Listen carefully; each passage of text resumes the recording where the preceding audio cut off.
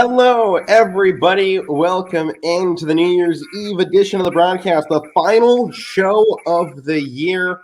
Matt, we've done it, man. 16 weeks through for the Casual Sports Podcast here since joining YSNLive.com. A shame Mike will not be here to finish out the year with us, but he will be back next week. Matt, sure. It's been a great ride. A better year in 2021 than 2020. How about that? Maybe by a little. Just by a little.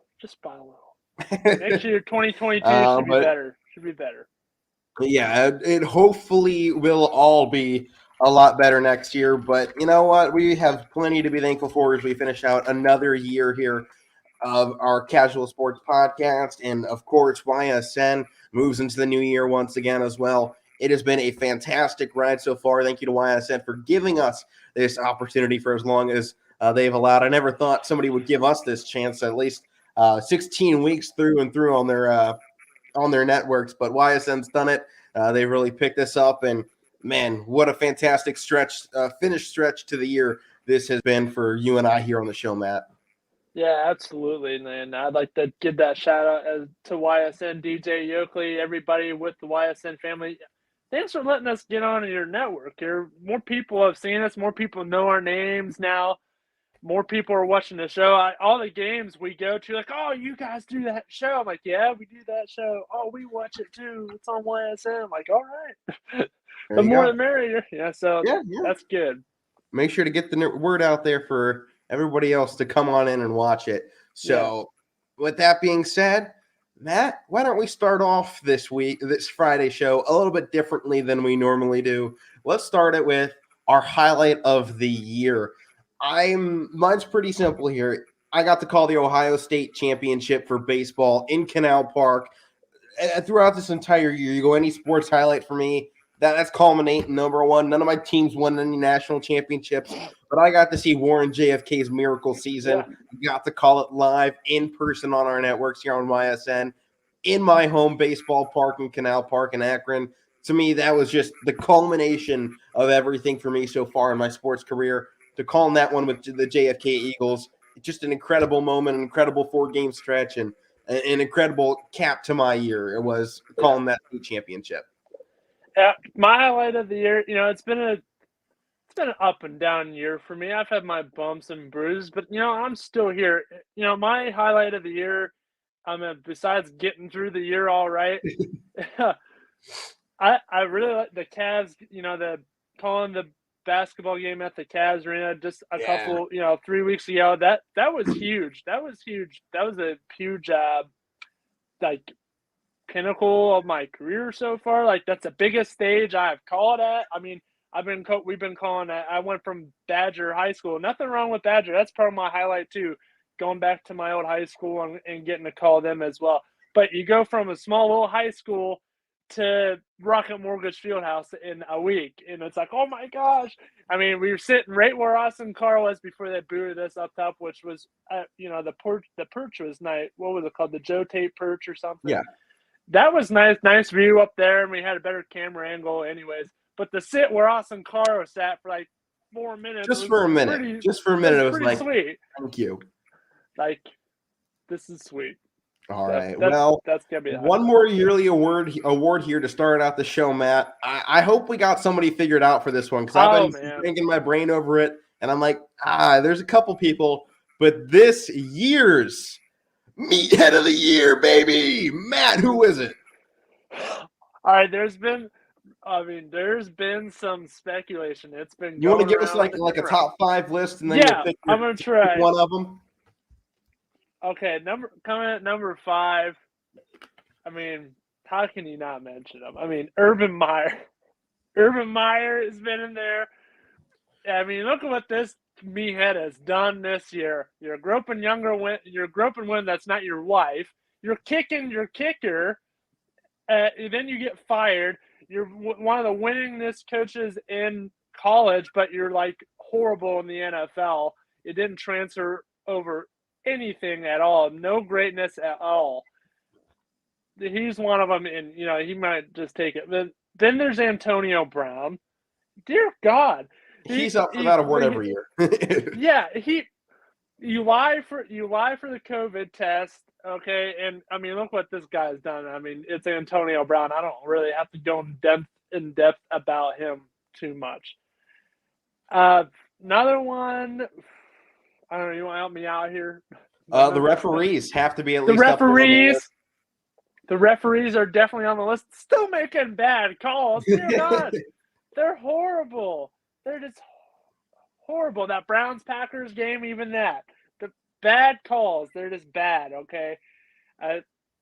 Those are the top three I'm thinking of so far. I think I can add a few more out there. How about Baker Mayfield, actually? I'm going to nominate my own quarterback for this award, Baker Mayfield, solely based on the fact the guy just won't take a day off and just take the night, go sit on the bench, and start recovering. I mean, the guy got injured in week 4, and he's still trying to play every day. I mean, a little bit of a meathead decision there. I get it, and I love the grit, but at the same time, just start recovering, man. You're only worsening your case to be the starting quarterback with this performance. Yeah, absolutely. And then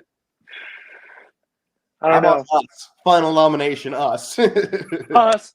Yeah, we've been some meatheads. I've done some meatheaded things. We have picked some meathead games in some of these matchups. Oh, yeah. We have definitely crapped the silver pony on it. Oh, yeah. I mean, definitely not looked so great in some of our picks. So I'm going to say us, the things we've forgotten along the year. We're another honorable mention for the meathead of the year. But, Nat, one person stands out above them all of that list. To you, it's your award.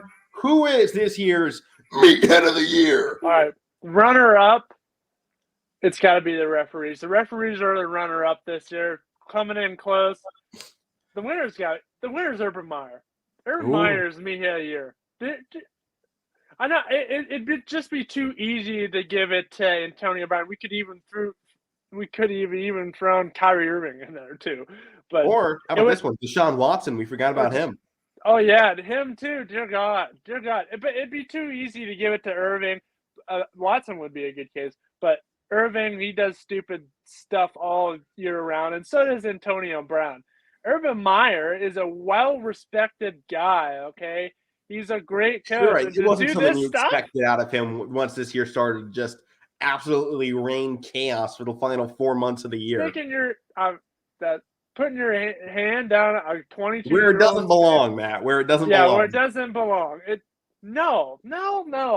And his wife's at home taking care of the grandkids, making great cookies, and you're out drinking tequilas and dancing. Dear God, you're a meathead, Urban Meyer. Yeah. All right. Well, once again, happy New Year's Eve, everybody. We hope you have a fun and safe-filled New Year's Eve celebration tonight, and we get the countdown here very soon. Should be exciting. But, Matt, we have something even more exciting than a ball dropping. We're hoping not too many balls dropping this one. The college football playoff, man. 2 great games, Cincinnati versus Alabama and Georgia versus Michigan. These 2 games coming up right after the show. So today at 3:30, we get the Bearcats and the Crimson Tide, and then at 7:30, the Bulldogs and the Wolverines. I mean, could you have asked for a crazier finish to our year than Cincinnati and Michigan being in the college football playoff? That's something. It's still Ohio, and it's still Michigan in the same playoff. I mean, as a Buckeye fan, yes, it hurts me. It's not Cincinnati and Ohio State, because that would have been just perfect icing on the cake. But the proverbial icing on top, if you will. That would have been the perfect finish. But Cincinnati can do what Ohio State didn't, right? And if they can upset Alabama, oh my God, we're talking Cincinnati beating Alabama, beating Nick Saban, beating the Heisman Trophy winners, beating the defensive players of the years and Will Anderson, and then going on to take on Michigan in a national championship if they can get past the number 1 defense in possibly college football history in Georgia. Like, what am I even saying right now? Cincinnati. We've seen weird things. Like destiny for Cincinnati and Michigan. It feels like this needs to happen. It does. That's what I mean, you just gave my picks away. Like, I'm picking Cincinnati and Michigan just because I want to see this so badly. I don't want to see Georgia now. Doesn't everybody right now? This feels like everybody's matchup that they want. Nobody wants to see Alabama and Georgia do this again. We want a group of five team, the national championship, against the winningest program of all time in Michigan.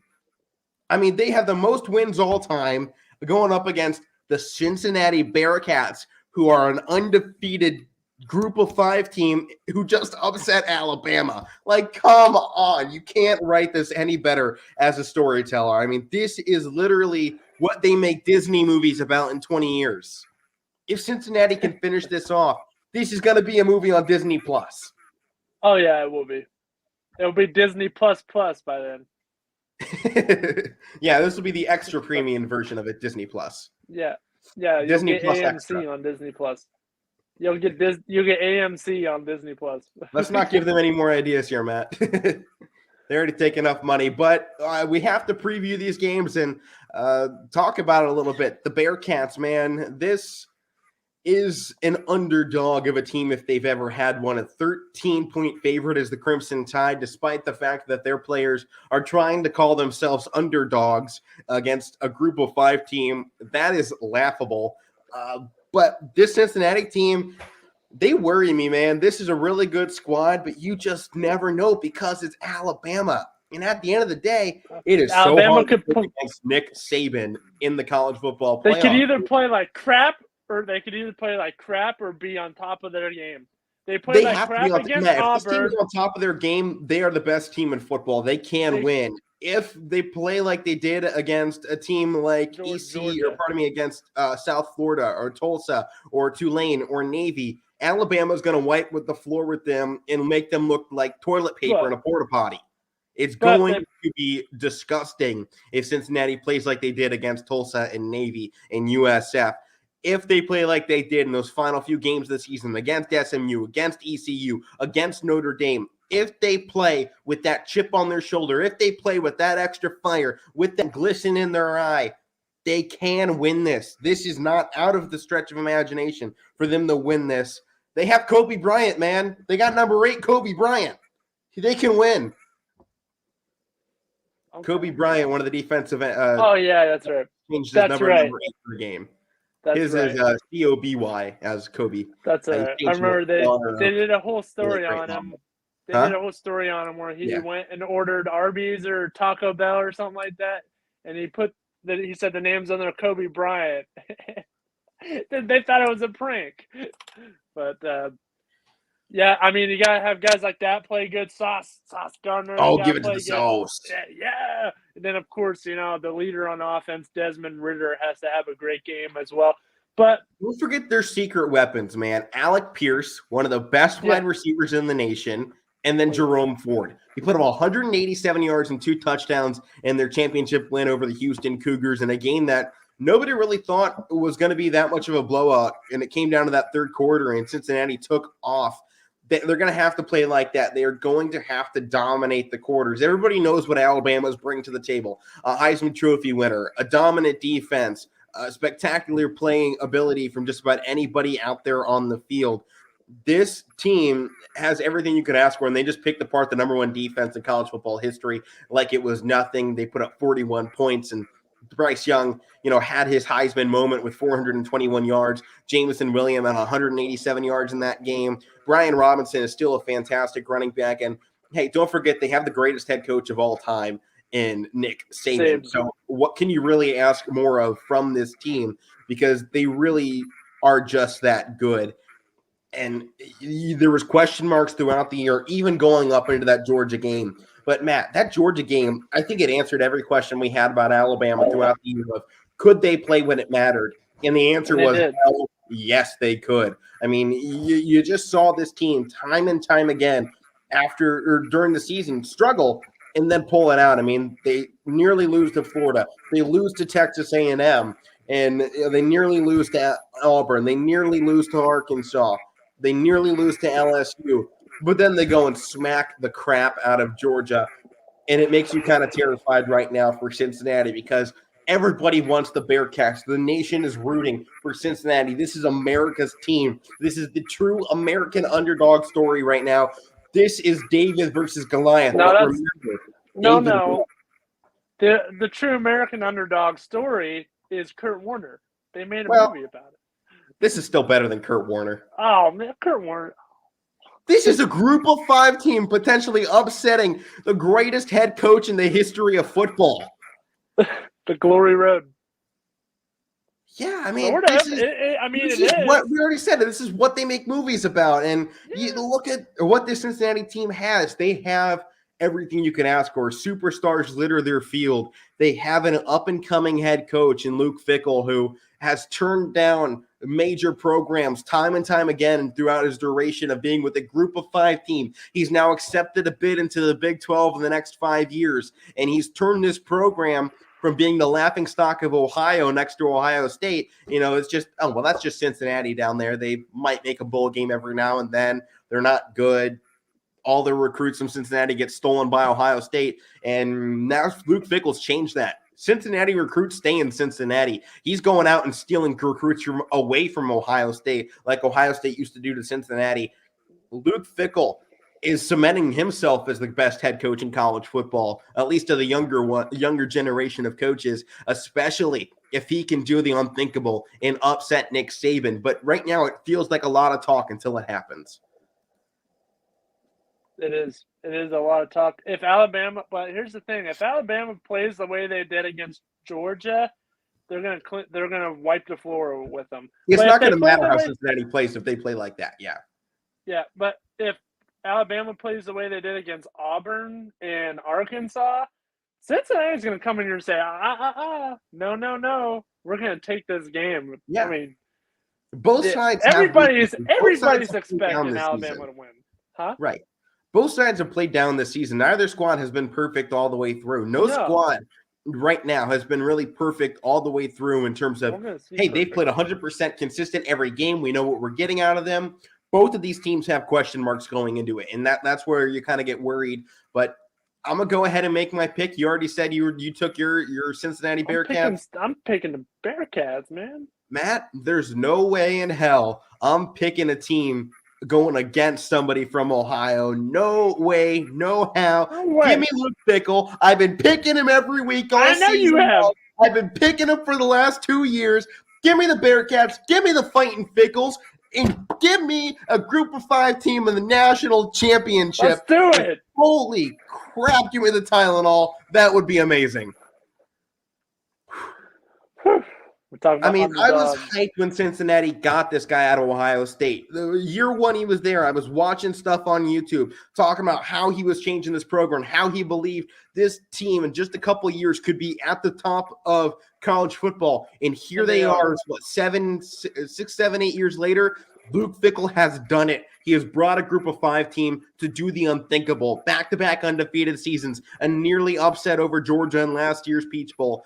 And now it's culminating with a chance. And anything you can ask for in college football is a chance. If you could tell Luke Fickell at halftime, you're going to be in a tied ball game with Alabama, he would take that 100 times out of 100 because that means he has a chance. And everything you can ask for in college football is just a chance. Give me a chance to prove myself. Give me a chance to win that game. Give me a chance to make that big play. And by golly, I'm going to do it. And that's what the Fighting Fickles are going to do.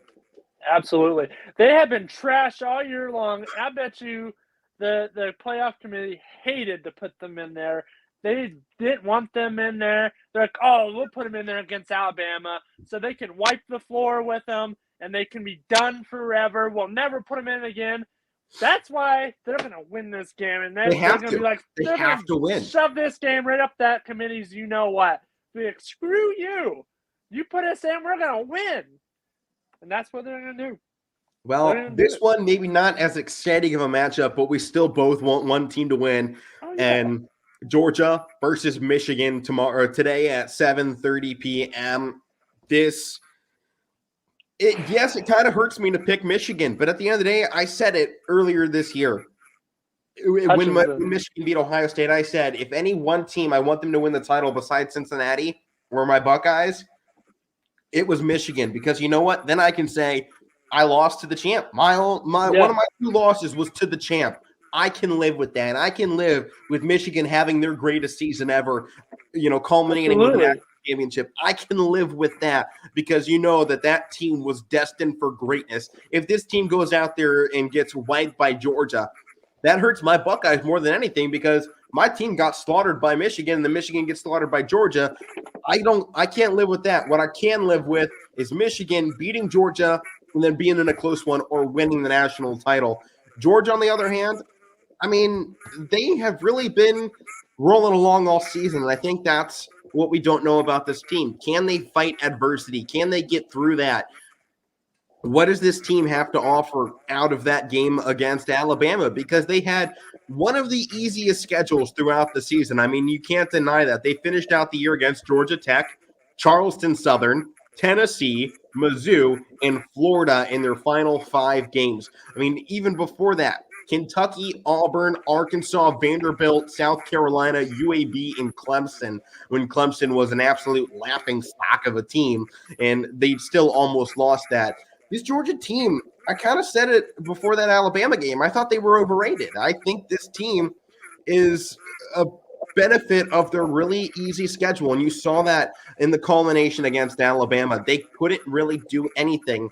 This team is really good, and I'm not taking that away, but I think they're not as good as everybody thinks they are. Everyone wants to go, oh, greatest team in college football. Bang. Every time you see a team have a great season, they automatically get capped greatest team in college football. They're in the discussion. This team doesn't feel like they are. They have a defense that could be, but I don't think their offense is right there with them. And I think when you talk about this being a defensive battle, I'm not going to lie when I think Jim Harbaugh has the upper hand. And I just said Jim Harbaugh has the upper hand with an offensive unit. But you saw Cade McNamara really kind of show out against Ohio State. You saw Blake Corum and Hassan Haskins run all over the Buckeyes, something they had never been able to do. And the one thing in that game you saw, and then again in the Iowa game, they were willing to change. Every drive was something new, and that's something you had never seen from Michigan before until those final few games of the season. And I think they had their eyes opened by the 21-17 game against Penn State. They knew they had to change if they were going to beat Ohio State, and they did it perfectly, and they have finished perfectly. Michigan, to me, they have hit full stride. They have figured this crap out at the perfect time. Georgia, they just got reality checked. I don't know if Kirby Smart can turn this group back around because you've seen it so many times with this team. They've gone against Bama in the SEC championship, and they've lost or they've won, and they'll meet back up with them in the playoffs, and they lose. This just doesn't feel like Kirby Smart knows how to turn the tide for this team and get them back in the winning category against top teams. So to me, I am worried about that, and because of it, I'm taking Michigan to beat Georgia, and I got Cincinnati and Michigan in the college football championship, in which my champion is the Fighting Pickles. Give me the Bearcats all the way to Indy. Because keep in mind, this is in the Big Ten championship house of Indianapolis. Yeah. Where this game is being played, it's in Big Ten country. It better be an Ohio team in Michigan in that game because I don't want to see any of those Southerners up in my part of the country. This is Big Ten territory. Keep them down south. Boot them out of here. Yeah. This is our time. This is the time for the North. Absolutely. This is the time of the North. I'm going with the Wolverines as well. Jordan Thomas is overrated. He is absolutely overrated. He's not even a speck of what Aiden Hutchinson is. Aiden Hutchinson is a freak of nature. Jordan Thomas, yes, he's got a big body. He can move through some people and he can hit some people. But once people concentrate on him, they can stop him, and he doesn't do anything at all. Aiden Hutchinson is like a rabid pack of wolves coming at you every down. Doesn't matter what you throw at him. There's a reason why this guy was a Heisman candidate. He finished second in the Heisman, period. You got one of the best defensive players ever, and you're going up against, Stetson Bennett. Good luck. Michigan is going to take it. All right, Matt. Well, we got to move on here from college football. We hope it's a fantastic weekend. But we got more football, just a different variety. The National Football League Week 17 matchups. And we're still in a tight race. There were no imagination of pulling, starters out and putting them on the bench besides maybe a few teams. But even then, everyone is still fighting for first place. There's been no one that has separated themselves from the pack yet. And I don't think it's going to happen this week. I think we're in for a few surprises here, Matt. Yes, we are indeed. So, with that being said, our first game here, the Eagles in Washington football team. Washington, their defense has completely fallen apart on the season. They're still 6-9. They've somehow found ways to win games, but we just saw the Eagles take apart this team just a little bit ago. Obviously, the Eagles beat the Giants last week, and you've kind of felt this Eagles team has been getting better every single week, and just the more and more these two teams play. You saw it actually last Tuesday. These two teams met up because their game was canceled. Eagles went to the floor with them. This Eagles team is a fantastic squad. I've been high on them all season, and once again, I'm going to take the Eagles to win this game. Yeah, I mean, you've been high on the Eagles all year, and I mean, they're close to getting maybe a wild card spot, and they've been rolling along pretty well. Jalen Hurts has been playing up to par, and that Washington team, they're still depleted after that Cowboys game. Dear God, I got to go Eagles here too. All right, next game up here on Sunday. Remember, no Thursday night football, no Saturday football. We got a whole lot of 1 o'clock games. Our next one, a pretty great one. The Rams and the Ravens. Ravens team so far this season, it's been very up and down, and you never know what to expect out of them. They are 3-0 in regular season home games played in January. And remember, this Sunday is January 2nd, so you never know what you're going to get out of this Ravens team. I just don't know if they have what it takes, Matt. It feels so up and down all season, and obviously part of that's Lamar Jackson. He should be back, I think. If not, they do have Tyler Huntley available to play, but I just don't know what their quarterback situation is. And when you have Cooper Kupp going for the single season record in receiving yards and receptions, then you have Matthew Stafford putting together his greatest career of all time. It just feels like destiny right now for the Rams. Because of that, I think I'm going to take the Rams to win this. Plus, the more AFC North teams that lose, the better for my Browns. So everything's still kind of in shake-up mode. Browns are in desperation time. They have to win both of their final 2 games, and then they have to hope for some other stuff to happen around them. So I'm going to take the Rams to win this one purely based on the fact that I need them. I need them to. I need the Rams too to keep my Steelers season still alive. Okay, so that's why I'm rolling with the Rams too. They got too much electric going on their offense. Stafford, you talked about Cooper Kupp. He was my beast of the week. I hope he gets that record. That Ravens, even if they get Lamar Jackson, I bet you he won't be 100%. They're just falling. They're falling apart right now, and the Rams are just cruising. So, well, speaking about cruising, this one should be a cruise here. The Buccaneers and the Jets. Tom Brady is 29-6 all time versus the Jets 14-4 when on the road. I think this is another scenario where he has no problems, and the Bucs take an easy win here. Yep. Glad we're in agreement there, because if we weren't, I think we might just have to end the show early, because I don't know how I could just talk sports with you if you pick the Jets there. The Jets are horrible. How do you pick the Jets? Don't ask me. Dolphins versus the Titans, our next game up here. I really love this game. This is another one that both squads desperately need to win. And Titans, yes, they're first place in their division in the AFC South, but the Colts are creeping up right behind them. Dolphins, obviously in desperation mode. They're 1 game back from the Bills and Patriots. They're 8-7. They need this one to stay in contention, potentially for a wild card or the AFC East. Could you imagine in this season where we're talking it's Bills or Patriots, the Dolphins come, sneak up from behind and pull the upset and just steal the AFC East out of both of their hands? I mean, talk about how perfect of a finish that would be, huh? That'd be horrible. Yeah, but come on, that's pretty cool. 7-game win streak to finish out the season. Could make it 9 to go into the playoffs. I mean, they have to beat the Titans and the Patriots to finish out the season. And Matt, I think they can probably do it. And it's if they beat the Patriots and take care, if Dolphins win out, they can at least get second place and knock out the Patriots, which I know you would like. And the Bills, they have an easy ride. So they should finish in first place because they have the Falcons and the Jets to finish out the year. So that should be an easy first place finish for the Bills. But can we talk about this season that could finish up with Bill Belichick and Mac Jones, riding high all season? Everyone's like, oh, it's Belichick's division to lose again. And then the Dolphins come up and steal it away from him. I know you would love that. That'd be sweet.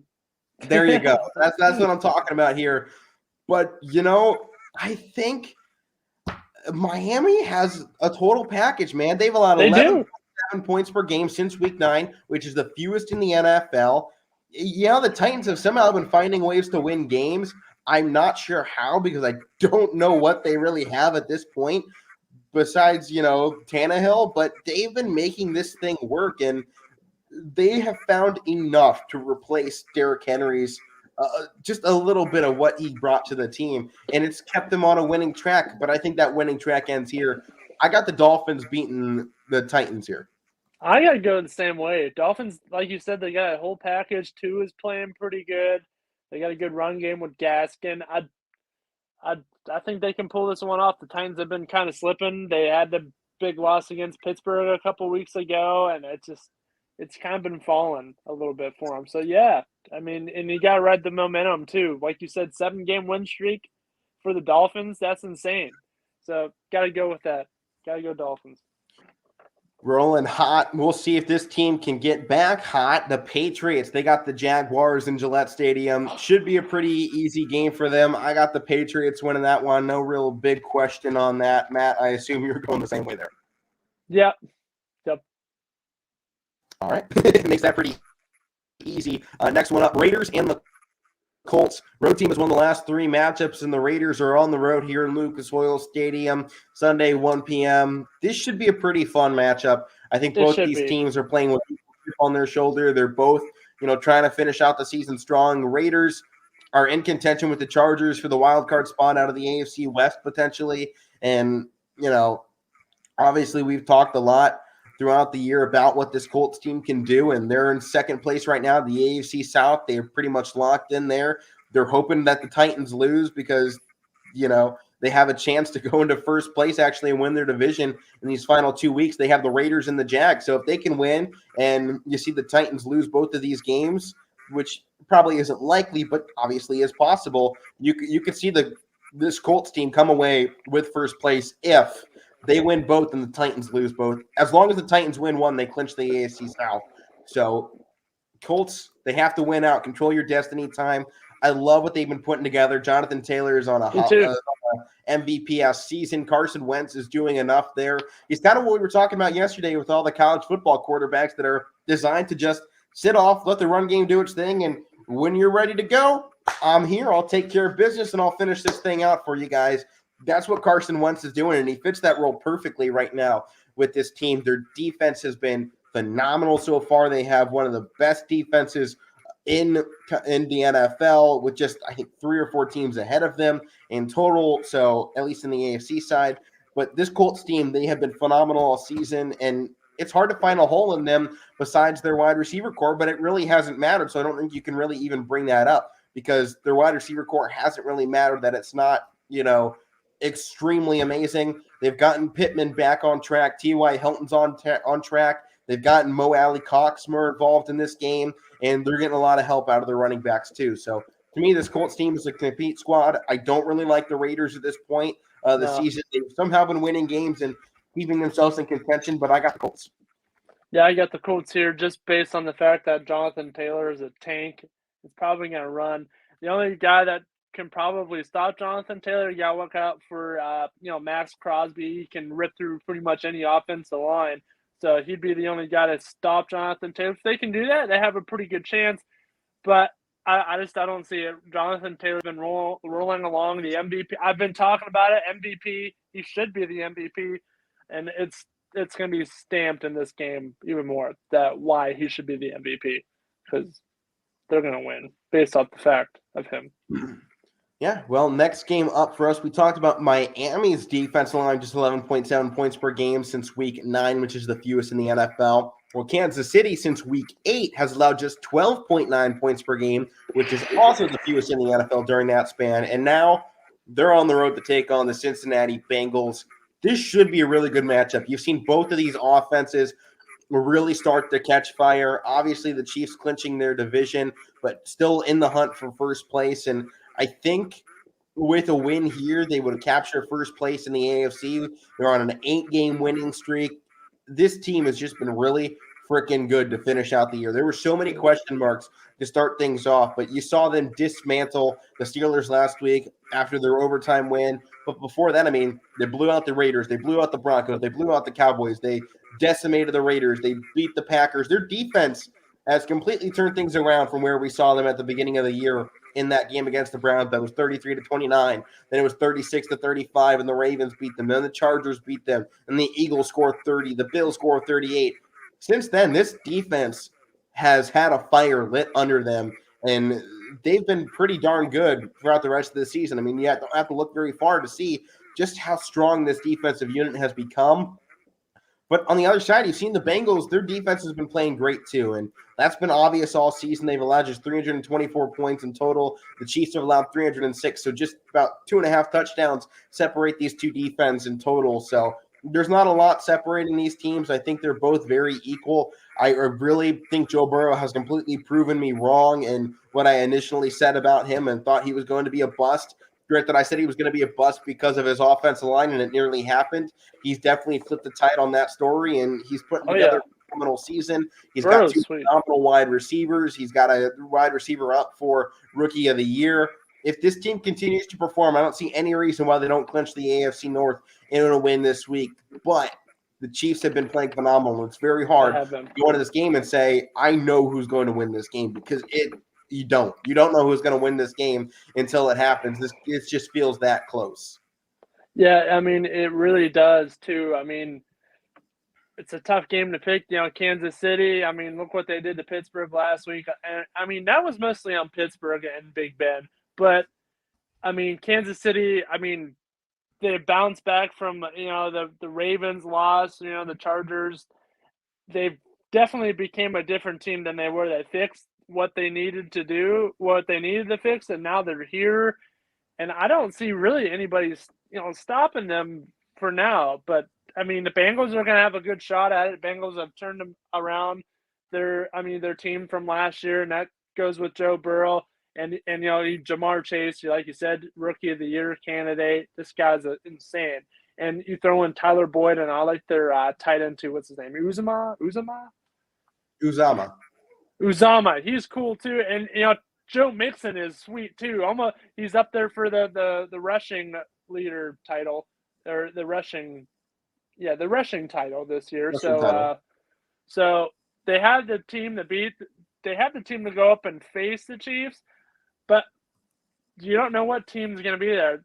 Last week we saw how good they were, but the week before, against San Fran, they came back and made it good, but the whole game they were dead. You don't know what version of the team you're going to get.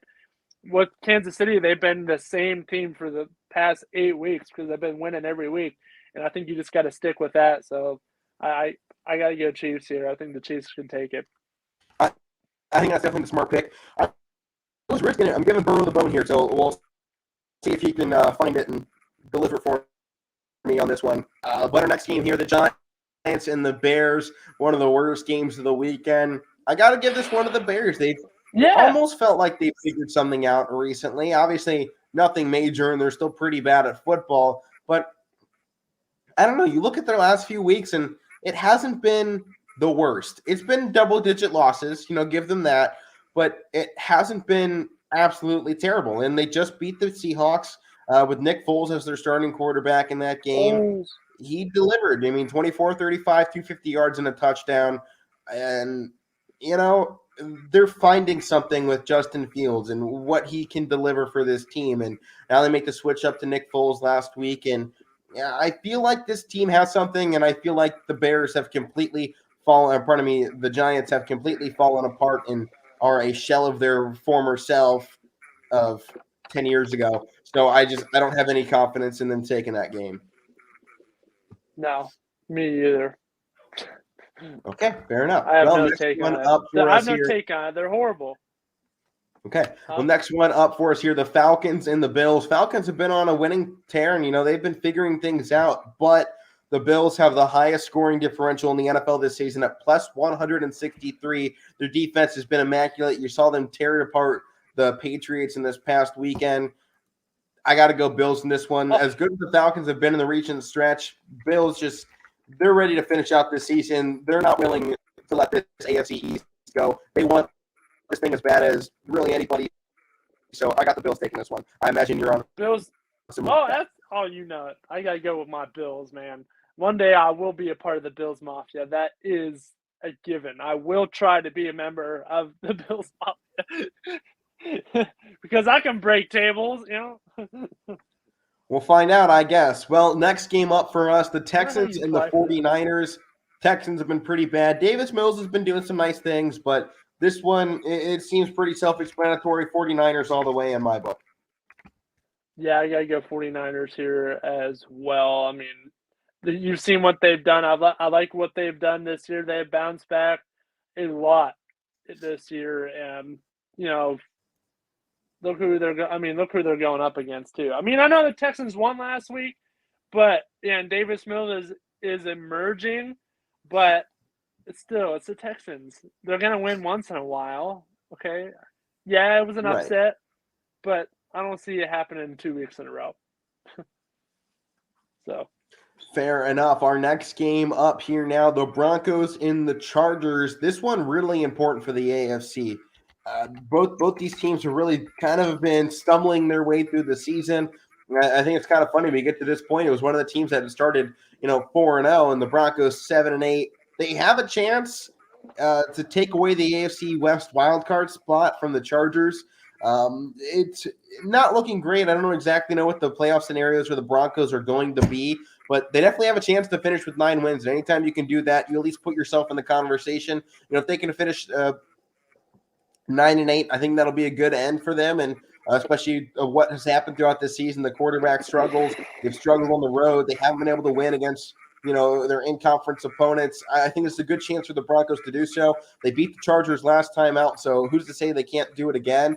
And the Chargers defense has been really bad actually recently. They've allowed 21-plus points in 11 straight games, which ties the longest streak in team history. And to me, this Chargers squad just doesn't feel like the same Chargers squad we saw like a month ago when this team was really feeling like they could take the division away from the Chiefs. But really, ever since they started losing in mid-November there, you kind of lost faith in this team to be able to win big games because you just never really saw them take advantage when they needed to. Yeah. I mean, you really haven't. They've been all right. You've seen great play by Justin Herbert and, Broncos. They got to figure out their quarterback situation. They do in this next draft, I think so. And then they had the shot to pick Mac Jones in this last draft, and I bet you they're kicking themselves in the butts because they didn't pick him. And even though Teddy Bridgewater has came in, he's not your franchise quarterback. He's not. It's Teddy B. He'll jump teams and he'll fill in for a little bit, but he's not going to be the long-term answer. So they got to go after a legit quarterback that they think is going to be there for the next decade or so. And they didn't allow Drew Lock to start in their last game, and he didn't throw any touchdowns, but he did go 15-22 for 153 yards, but no interception. So that's at least something for the Broncos to rest their hat on. To me, I'm taking the Chargers in this game, giving them the benefit of the doubt one more time because I feel like they have everything. The Broncos, they shouldn't be here. They're still last place in their division. This is a team that should not be where they are. They really don't have the talent level as the rest of these teams in their division do, and this feels like the Chargers just need to stomp out any flame left in the Broncos organization this year. Just close the debate and go, all right, no, go to bed. Let the big boys take care of the rest of the season. You go ahead and take next week off. So I got the Chargers taking this one. Give them the doubt one more time. I got the Chargers as well. All right, next game up for us, the Panthers and the Saints. Man, I really just don't know who's going to win this game because I don't think either squad wants to. I'm going to make this a quick pick. I'm going to take the Panthers. I don't have a reasoning, really. I just think Ian Book was not a solution. I don't think the Saints have a quarterback. So I think we saw the Panthers activate Sam Darnold to be the starting quarterback again. So I guess I'm picking Sam Darnold as the best quarterback in this game, which is saying something. I'm not picking their quarterbacks at all. I'm going with the Saints because they have one of the best running backs. They need to run Alvin Kamara. If they do that, they'll win this game, and hopefully they will because, I mean, nothing against Ian Book. You throw a rookie quarterback in there and expect him to throw a lot? No. You have a great running back, and you didn't run him. That's coaching right there, and hopefully they figure that out and decide to run Alvin Kamara, and, I mean, and then, they probably will come in victory here. So I got to go with that. They run Alvin Kamara, they'll win. Well, next game up for us from Lumen Field, the Seahawks hosting the Lions. This is one of our 425 games somehow. They decided to not just cover up the Lions in a 1 o'clock game for whatever reason. Seahawks have been 2-8 versus the NFC this season. That's tied for the worst conference record in the NFL. But they're going up against the Lions, who are obviously 2-12-1 on the season, and one of the worst teams, that you could potentially ask for. So I think you have to kind of take this one with a grain of salt right now because I don't feel like this is a great team that we're seeing with the Lions. It's not a great one we're seeing with the Seahawks, but they are able to find ways to win, and because of that, they at least can win games with a little bit more consistency than the Lions. So I got the Seahawks taking this one, Matt. Yeah, I gotta go Seahawks too. I mean, that game was kind of a fluke last week. They brought Nick Foles in, and he brought up the magic one more time and pulled out a win. But that's not going to happen in this game. So gotta go Russ, see what he can do. And a lot of people are speculating that, this could be his last. This could be a last ride for him in Seattle. Just shut up, please. I'm sick of hearing it. Okay. He's not leaving. It's every year. Every year is his last year, Matt. Come on, you know this. Yeah, that's true. That is true. They talk about it every year.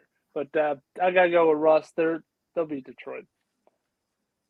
All right, next game up for us, our final 425 game, the Cardinals and the Cowboys. This should be a fantastic game. I really, really like what we're going to see. I really want this Cardinals team to get back on track because you've really seen them fall apart recently. I know if Mike was here, he'd be picking his Cowboys, and I think I got to support him this week. You saw this Cowboys squad really shine in recent weeks, and they just feel like this team is on the right pace, and that 56-14 game was no accident against Washington.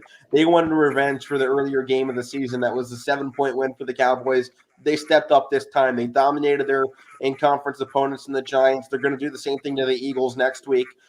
This week for the Cardinals are the team in desperation mode because the Rams are looking to take the NFC West. The Cardinals, they had a miracle season to start, but it has come crashing down. 3 straight losses. I don't think it turns around. Give me the Cowboys. Yeah, give me the boys, man. Give me them boys. They just annihilated Washington. And Washington, look what they're not a bad team. They're not the best team, but they're okay team. They've won some good games. They beat Tampa Bay. They have had some good games. Dallas just came in here and they said, not today. Not today. This is our year, and we're going to make it happen. So, yeah, I got to go Cowboys. Well, our final Cardinals game are here, slipping. Matt. Now to our final game, the Vikings and the Packers. I don't really care what the Vikings bring because Aaron Rodgers is potentially a back-to-back MVP. He is having an epic season. Him and Devontae Adams are on their last dance. This feels like Rodgers just wants it. Give me the Packers to take this one. Give me the Packers as well. Just Vikings might pull something off. I don't know if Dalvin Cook is ready to go. That'll be their main key, but it's Aaron Rodgers. Last time they played, Vikings didn't win, but that's because Aaron Rodgers didn't want to play it. He didn't want to. He was like, "Oh no, we'll lose this game." It was based on the fact that he didn't want to put an effort in. Well, he's putting in effort this game. That's not going to happen again. The Vikings will not sweep the season with the Packers.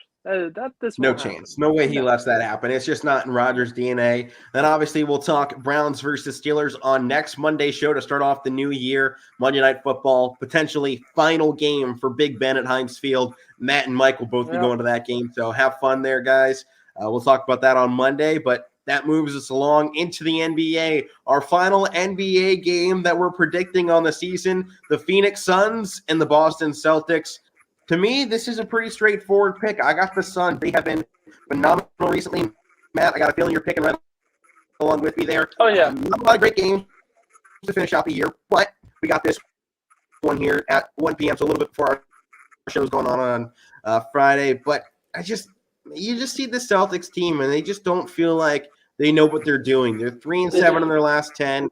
Suns are 7-3. They're still right behind the Warriors for first place, who took first place, obviously, on Christmas Day. I just have a little bit more I have a lot more faith, actually, that the Suns can win a game than I do the Celtics, so I'm taking the Suns in this one, Matt. Yep, I got to go Suns, too. I know the Grizzlies got them the other night, but, I mean, that's going to happen. You can't win every game, and just Boston has been up and down. They got lucky with Cleveland. Cleveland's riddled with problems right now. So, I mean, they got that one, but that's going to happen. Suns will probably wipe the floor with them. I say Phoenix blows them out.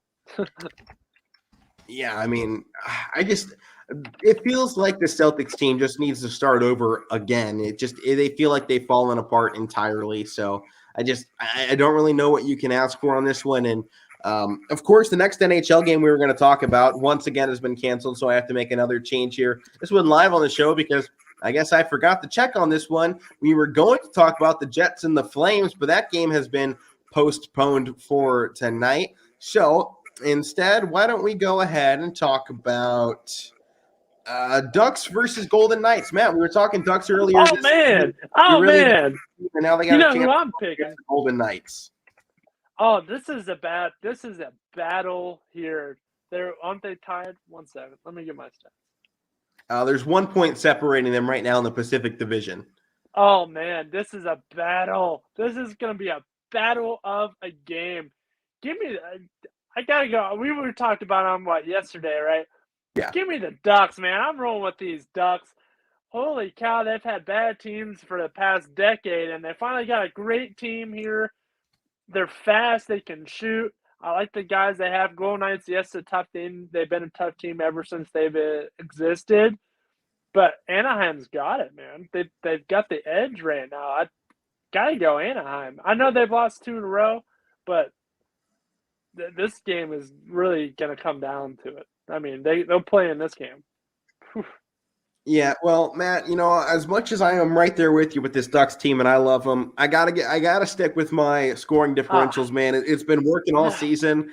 And I want my picks to be right. As much as I want the Ducks, Matt, as much as I want the Ducks and I hope they win, I like being right a little bit more. So I'm going to take Las Vegas in this. I'm going to roll with my scoring differentials here. There's a slim margin between the two, but it's substantial enough to warrant me taking Las Vegas in this game. I just think their offense is just so good, and their defense, it's not as good as a lot of teams around, but with as much as their offense scores, it really counters that for them. So I got Las Vegas taking this game.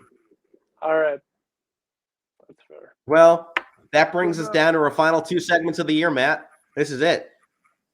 Our highlights of the week, man. What do you got for us?